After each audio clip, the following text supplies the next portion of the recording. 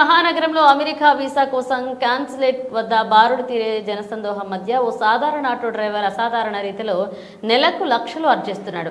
ఇలాంటి సాంకేతిక యాప్ కానీ పెద్ద చదువులైన MBA కానీ స్టార్టప్ నిధులు కానీ లేకుండా కేవలం సమయస్ఫూర్తితో ఓ చిన్న సమస్యకు పరిష్కారం చూపిస్తూ నెలకు సుమారు 8 లక్షలు సంపాదిస్తున్నాడు. అశోక్ అనే ఈ ఆటో డ్రైవర్ కథ ప్రస్తుతం సోషల్ మీడియాలో వైరల్ అవుతుంది. ఆటో వాళ్ళ తెలివిని మెచ్చుకుంటూ ప్రముఖ వ్యాపారవేత్త హార్ష్ గోయంకా ఈ విషయమై ఆసక్తికర ట్వీట్ చేశారు.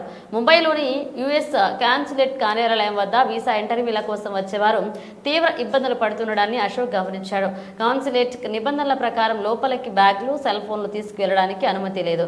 అయితే అక్కడ ఎలాంటి అధికారిక లాకర్లు లేదా వస్తువులు భద్రపరుచుకునే సౌకర్యం కూడా లేదు.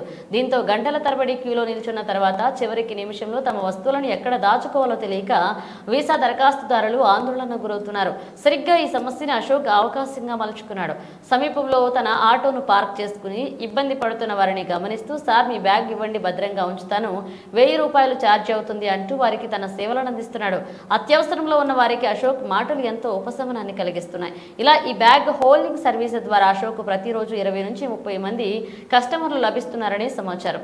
ఒక్కో వ్యక్తి నుంచి 1000 వసూలు చేయడం ద్వారా రోజుకు 20 నుంచి 30 వేల రూపాయలు సంపాదిస్తున్నాడు. ఈ లెక్కన నెలకు 5 లక్షల నుంచి 8 లక్షల వరకు ఆర్జిస్తున్నట్లుగా తెలుస్తోంది.